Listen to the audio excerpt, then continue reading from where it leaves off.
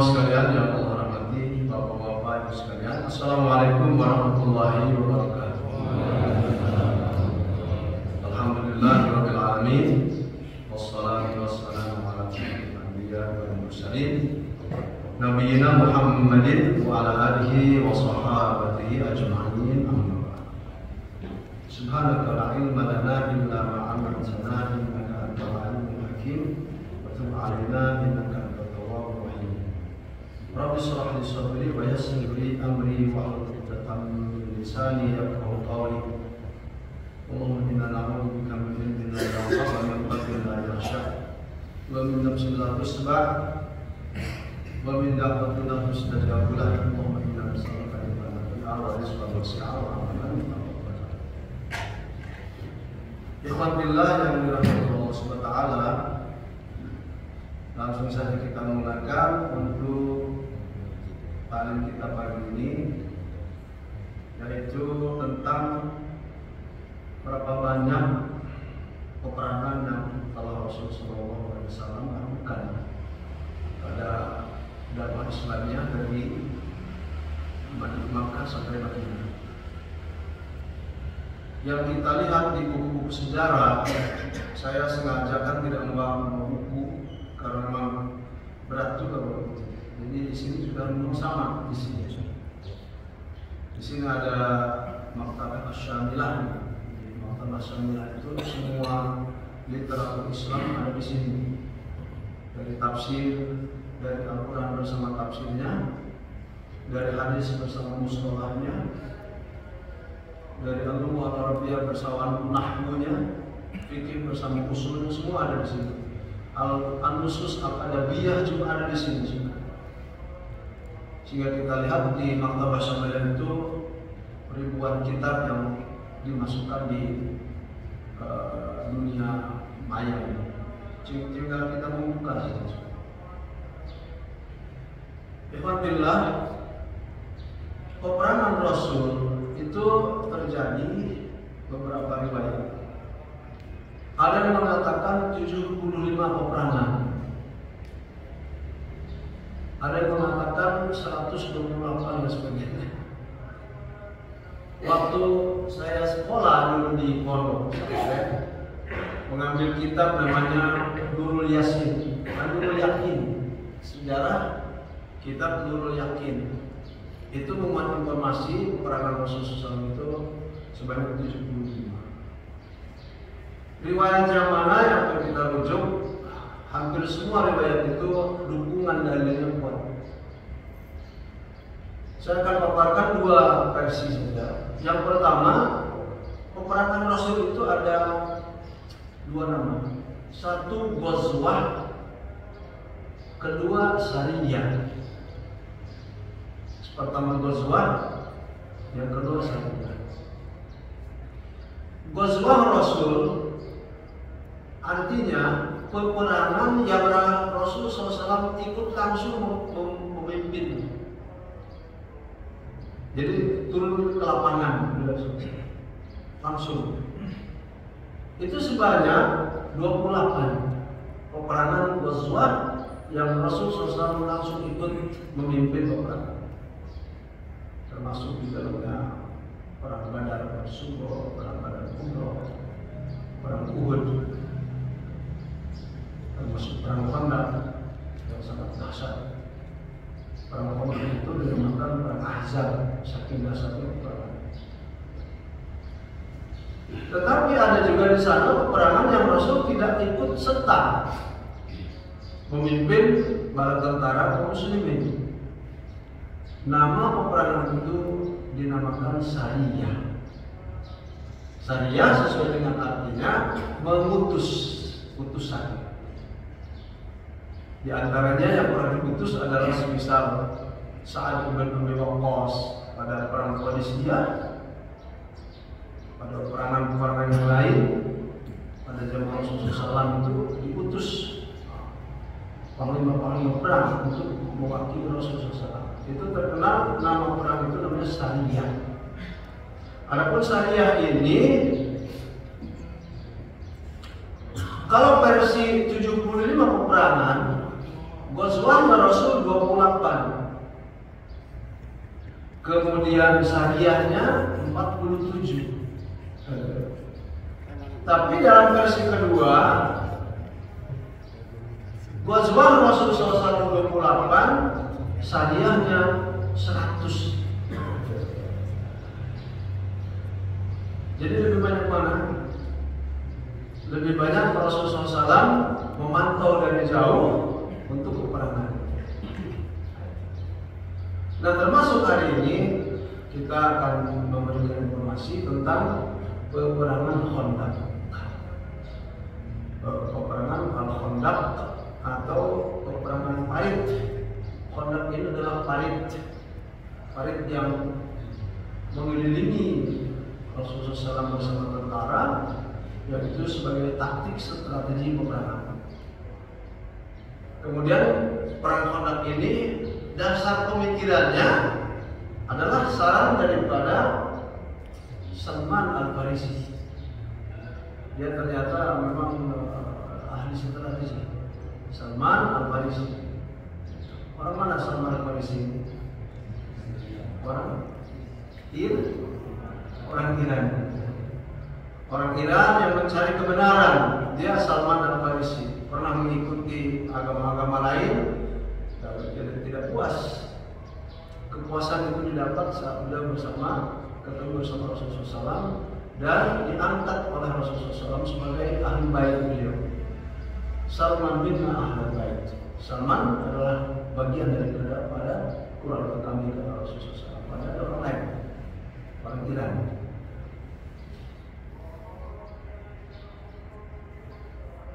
Alhamdulillah yang dirahmati Allah. Ghazwatul Khandaq atau dinamakan juga tusamma aydan Ghazwatul Ahzab. Dinamakan pula perang ini, perang Khandaq itu dinamakan perang Al-Ahzab.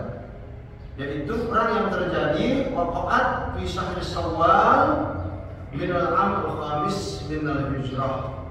Terjadinya perang ini ikhwan pada 5 Syawal. Bukan 5 Syawal.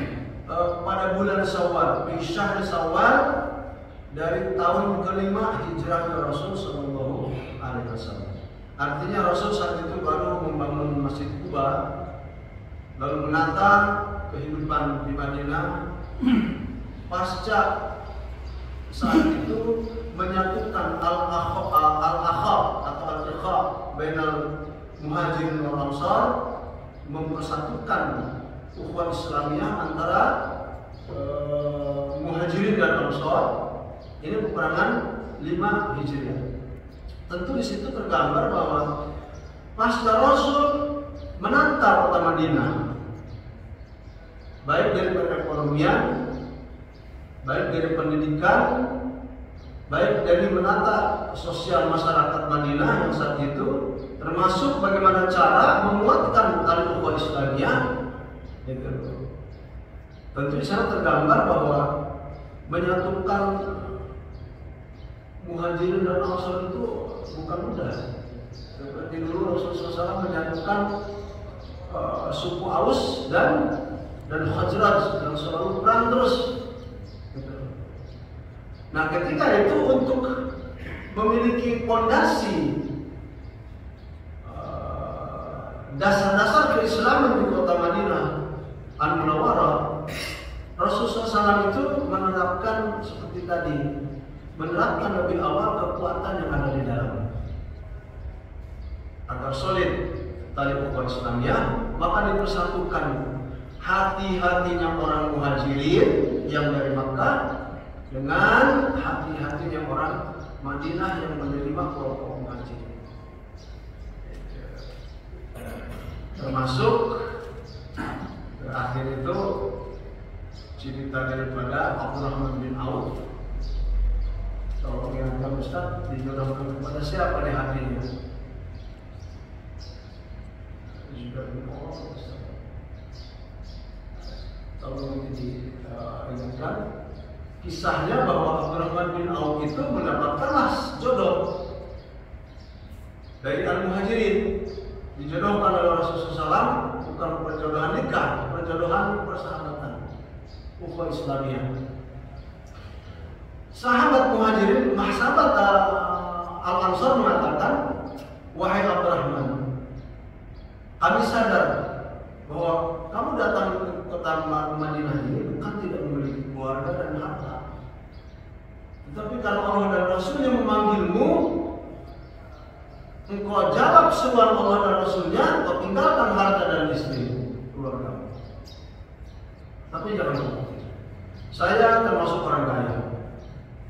Kata Al-Ansar, jika engkau mau, separuh hartamu itu ambil. Ini sebenarnya sebelum Natal Al-Azhar, sebelum perang daripada Khandaq. Separuh hartaku silakan kau ambil. Subhanallah. Dan dalam riwayat, aku punya istri 2. Silahkan engkau ambil satu yang tercantik dari istriku itu. Ini saking apa? Saking berdampak Islam pada hati-hati umat muslim yang di Makkah saat itu. Allahu Akbar. Yang membekas dalam hati sanubari yang dimiliki oleh sahabat Al-Ansar. Masing-masing kubu baik Makkah ataupun Muhajirin atau Ansar masing-masing memiliki hal ini. Tapi penawaran dalam sejarah ada seperti itu. Bayangkan Iman, kalau Al-Ansar punya 4M, separuhnya berapa? 2M. Kalau 12M, 6M, apakah omong-omong itu bohong? Tidak, ketika mereka berbicara itu adalah mengikuti apa yang disabdakan Rasulullah SAW, ilmu wa illa wahyu. Itu merupakan wahyu yang diturunkan oleh Muhammad SAW lalu disampaikan kepada masyarakat. Tapi tidak serta-merta Abdurrahman bin Auf itu menerima tawaran. Saat itu sempat dijawab oleh Abdurrahman bin Auf, terima kasih saudaraku yang telah menawarkan kekayaan dan bahkan istrimu. Namun aku tidak ambil kesempatan. Hanya saja tolong, kata beliau ini Abdurrahman bin Auf, tolong sampaikan berita kepada saya, informasi di mana pasar Madinah itu berada.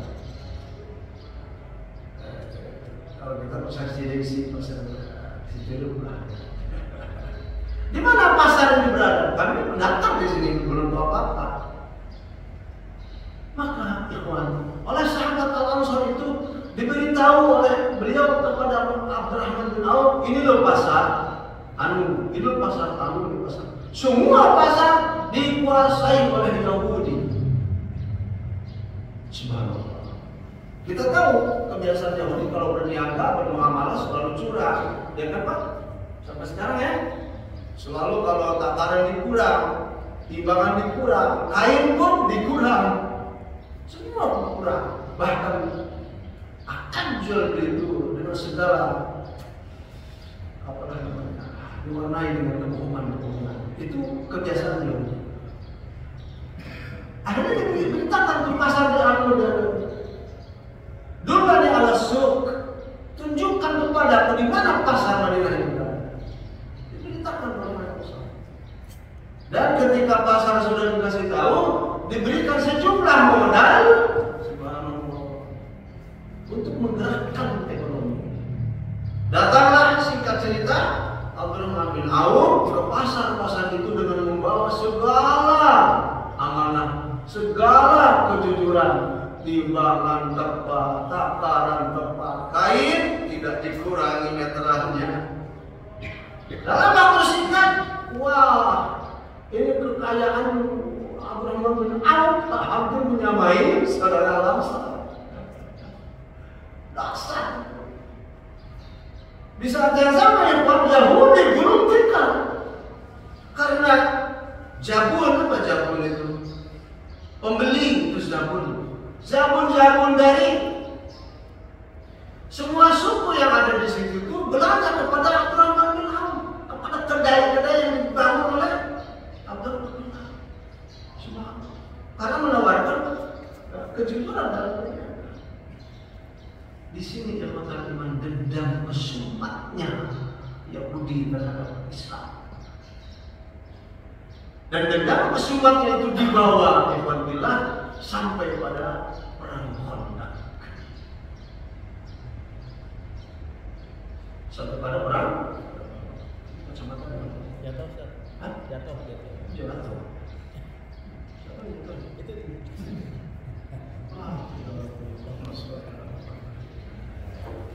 dendam kesumat orang Yahudi itu dibawa sama perang Khandaq. Pada bulan apa tadi? Syawal. Berarti sebentar lagi bulan depan akan perang Khandaq. Syawal. Di tahun kelima Hijriah. Sekarang tahun berapa? 1440 nah, berarti 1440 tahun kemarin terjadilah perang Khandaq. Itulah perang. Karena apa? Penyebabnya itulah penyebabnya. Tidak ada dalam hati orang Yahudi itu kecuali dendam. Maka terjadilah dua kubu. Yang pertama, kubu Islam mempertahankan akidah dan dakwah keislaman. Lalu tujuannya melanjutkan estafeta risalah an-nubuwah.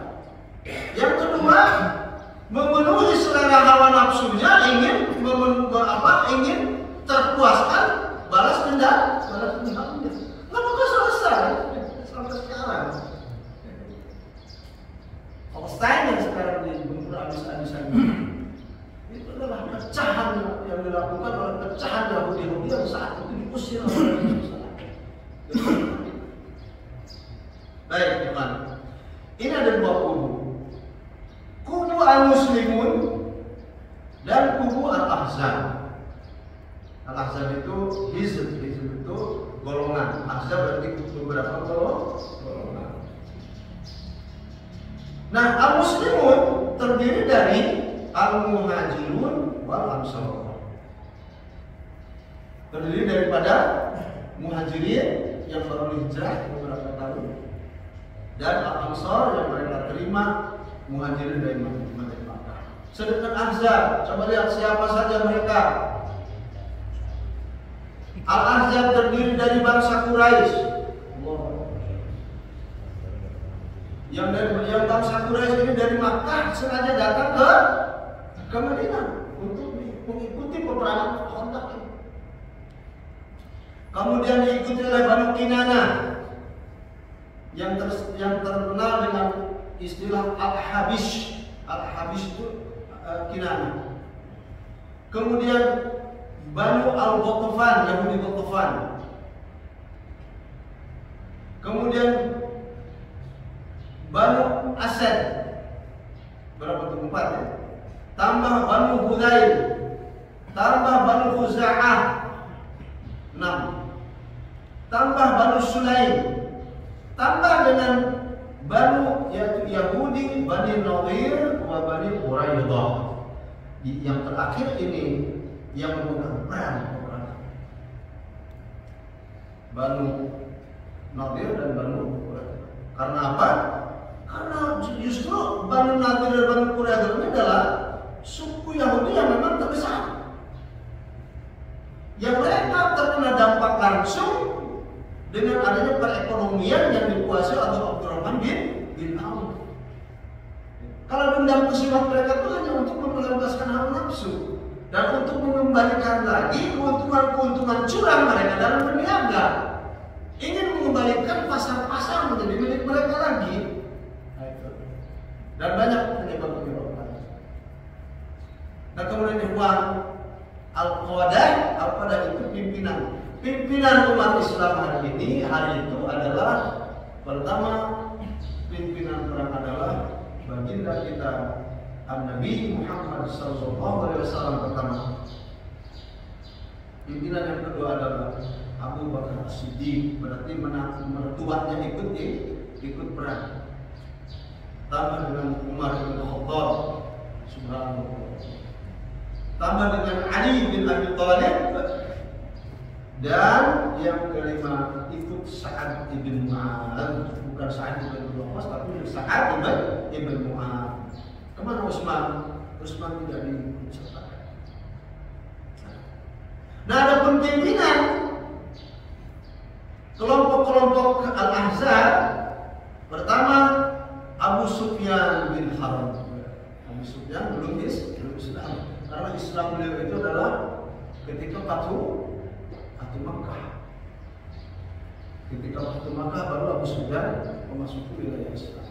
Pimpinan kedua, Abu Sufyan merupakan Qaid Quraisy Banu Kinanah. Abu Sufyan itu merupakan panglima tentara dari bangsa Quraisy dari kabilah Kinanah. Kemudian Uyainah bin Hasan, ini merupakan Qaid Bani Khazarah, itu dari Al-Ahzab dua ya. Yang ketiga Al-Haris bin Auf. Al-Haris bin Auf itu saudara daripada Abdurrahman bin Auf. Qaid Bani Murrah. Yang keempatnya, yang keempatnya adalah Mas'ar bin Rakhilah. Ini Qaid Bani Asja'.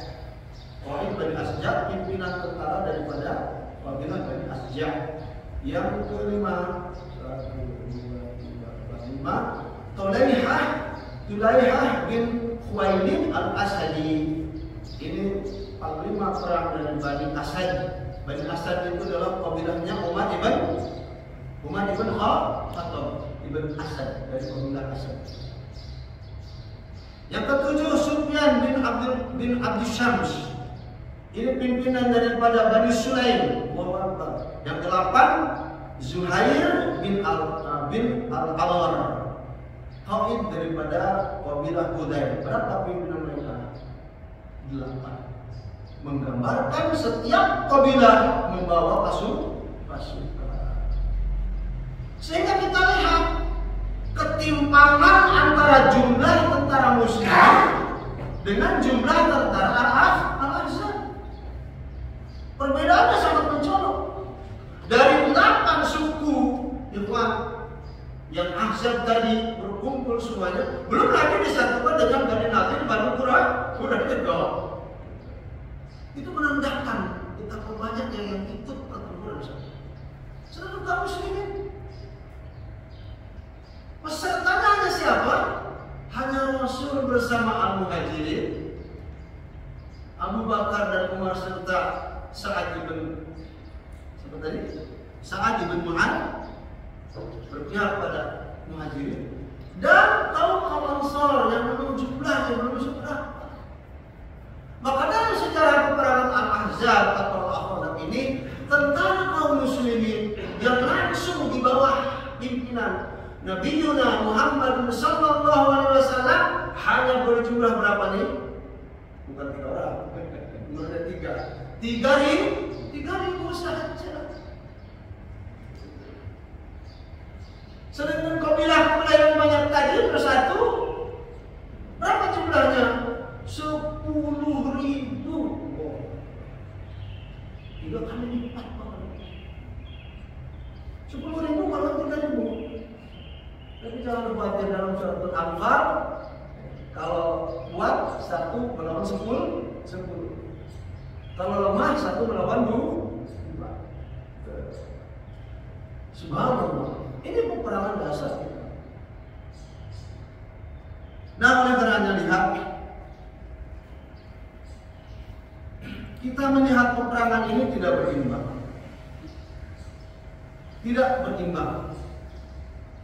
Kemudian ketika peperangan itu akan dimulai, Rasulullah SAW memerintahkan kepada sahabat, siapa yang bisa menata strategi untuk menghadang daripada jumlah tentara musuh lebih banyak. Berbagai inisiatif, saran demi saran disampaikan oleh para sahabat, dan beberapa saran ini ditolak oleh Rasulullah. Tapi saran yang satu ini yang diterima oleh saran siapa tadi? Salman Al-Farisi. Ya Rasulullah, betapa dahsyatnya mereka ingin memerangi kita, sedangkan jumlah kita sedikit. Bagaimana kalau aku saran kepadamu untuk membuat strategi dengan cara apa? Dengan cara membuat parit sepanjang yang kita mampu. Parit diterima, masuk akal kata Rasulullah. parit itu dibangun, di tanah pasir itu dikeruk selama itu sebelum peperangan terjadi. Dikeruk dengan kedalaman itu kembali ke sejarah. Yang tidak bisa kuda yang dimiliki oleh Al-Azam itu lompat, dan kalaupun lompat dia terjerembab kepada parit yang digali oleh sahabat-sahabat. Akhirnya selesai singkat cerita. Parit itu selesai dengan kedalaman yang luar biasa. Yang kalau terjerembabnya kuda itu tidak bisa naik lagi. Tiba saatnya peperangan itu akan dimulai. Pada saat yang telah ditentukan oleh Allah SWT, perang itu dimulai. Saling berhadapan antara Nabi Muhammad SAW bersama Abu Bakar Umar dan Sa'ad bin Mu'adz bersama 3.000 tentara kaum muslimin dari Ansar dan Muhajirin berhadapan dengan 10.000 tentara gabungan Al-Ahzab, itu tentara gabungan dari kabilah-kabilah yang ada tadi. Belum lagi dengan Banu Nadir dan Banu Quraisyah. Lalu bagaimana cerita selanjutnya?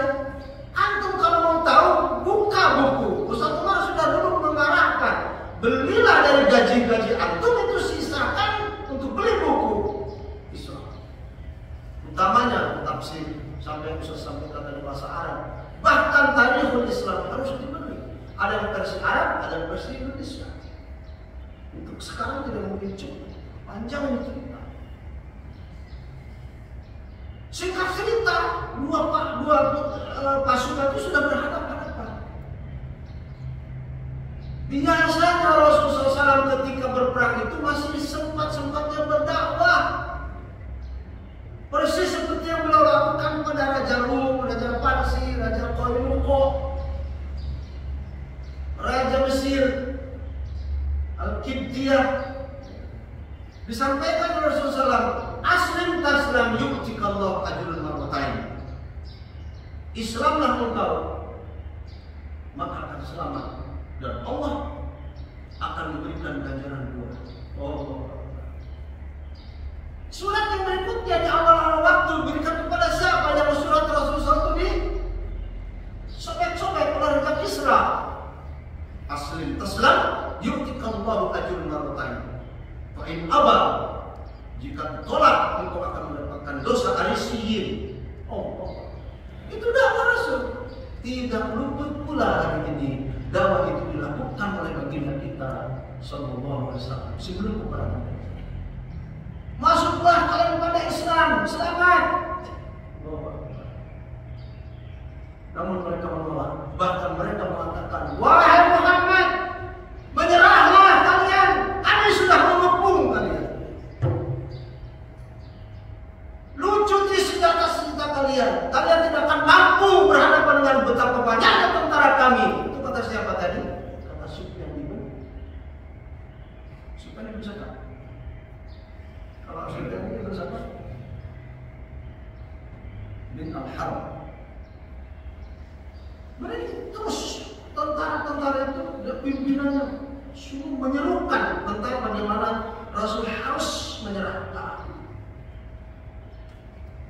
Pada perang Uhud dulu, pada perang Badar, teriak kaum muslimin setelah mereka mendengarkan ulu hubal. Ada kan dalam sejarah Mesir, Tuhankan oleh kalian yang namanya hubal. Apa jawaban kaum muslimin? La ilaha illallah Muhammadur Rasulullah. Allahu Rabbuna la yasalakumul ilah. Sampai dijawab begitu. Tiada-tiada mereka Allah. Allah lah milik kami dan Allah bukan milik kalian. Kata kaum muslimin sampai perang terjadi. Di sini pun sama. Namun ketika peperangan itu dimulai, masing-masingnya sudah siap. Kuda-kuda yang dari kelompok Al-Ahzab tadi berlompatan. Namun kuda-kuda itu terjerembab di parit yang telah dibuat oleh sahabat dan Rasulullah SAW. Karena terlalu banyak Pak musuh itu, ada yang sempat masuk menerobos pada kumpulan tentara muslimin, tidak dengan mudah dibunuh. Namun karena sekali terlalu banyak, saking banyaknya tadi 10.000 itu, Rasulullah SAW meminta bantuan. Lalu dengan jawaban Allah SWT, peperangan itu dimenangkan oleh Rasulullah SAW dengan Allah mengirimkan badai topan saat itu kepada tentara gabungan itu. Lari tunggang langgang mereka sampai mereka tidak lagi bisa berbuat apa-apa. Itulah alasan. Singkat cerita seperti itu. Nah sekarang kita mengambil hikmah dari peperangan yang tidak berimbang itu. Baik kita mengambil hikmah untuk kita terapkan pada bangsa Indonesia yang itu terwakili. Saya akan ambil kepada jalur lain dari kisah ini. Yang tidak berimbang saat itu sekarang pun tidak berimbang di Indonesia. Betul tidak? Sangat tidak berimbang. Kejujuran melawan kecurangan. Itu yang saya maksud. Di Palestina pun sama. Kekuatan gabungan Zionis dan Amerika beserta sekutunya bila dibandingkan dengan sayap daripada Hamas, yaitu Izzuddin Al-Qassam, tidak seberapa. Namun sampai hari ini Izzuddin Al-Qassam hanya baru mengeluarkan 1/3 kekuatan tentaranya, adapun 2/3-nya telah akan dimanfaatkan kalau dibutuhkan. Itu pun yang namanya Zionis, saya tidak bisa mengatakan Israel atau Yahudi karena mereka hakikatnya adalah Zionis. Tolong bedakan. Zionis lari tunggang langgang. Kemenangan-kemenangan yang tidak diekspos melalui media merupakan penyakit tersendiri buat orang-orang Yahudi, buat orang-orang yang Zionis. Kalau kita amati, kalau dunia jujur, kemenangan demi kemenangan itu diraih oleh kita, saudara kita Izzuddin Al-Qassam. Mereka melakukan kecurangan seperti dulu pendahulunya. Beraninya itu di langit menurunkan apa? Bom. Kalau di darat, ya Allah, kocar kacir. Itulah yang sedang ditunggu-tunggu oleh sahabat-sahabat kita mujahidin untuk perang terbuka. Tapi mereka kalaupun tidak terjadi perang terbuka sangat terbatas perangnya. Ada masalah. Kita ambil hikmah. Dan dalam peperangan apapun, hanya perang Uhud saja mengalami kekalahan awal, namun berikutnya setelah Khalid bin Walid masuk Islam, peperangan Uhud kembali dimenangkan oleh Islam. Cerita sedikit. Ketika ikhwan billah, ini yang tidak berimbang sekarang. Ketika Mesir dihancurkan oleh tentara Mongol, yang Mesir saat itu dipimpin oleh Saifuddin Qutuz, Panglima Mesir, Panglima Islam saat itu dipimpin oleh Saifuddin Qutuz. Apa kata orang-orang Mongol dari tentara yang bertanya? Wahai Saifuddin Qutuz, kamu tidak akan bisa bergerak, Mesir sudah kami taklukkan. Bangunan-bangunan yang megahnya kami telah runtuhkan. Penduduk-penduduknya dari wanita dan anak-anak kami telah sandera. Menyerahlah kamu, Saifuddin Qutuz. Teriakan itu pernah dilakukan pula oleh siapa? Oleh tadi tentara Al-Aqsa. Menyerahlah Muhammad. Teriakan yang sama telah dilakukan oleh zaman dulu ketika Namrus mengatakan kepada Nabi Ibrahim alaihissalam, Ibrahim, hari ini kamu telah habis, telah kamu bakar, kami telah membakarmu habis hari ini, wahai Ibrahim. Berapa bentuk tadi? Al-Ahzab, Mesir, Umar, kemudian Namrus. Apalagi yang pernah diteriakkan oleh mereka musuh Islam, termasuk ikhwatul iman di Indonesia. Dulu pernah terjadi peperangan yang sangat heroik di kota Surabaya. Betul tidak? Mana Surabaya di sini? Memiliki sejarah. Tentara nikah itu sudah mengepung kota Surabaya. Ketika mereka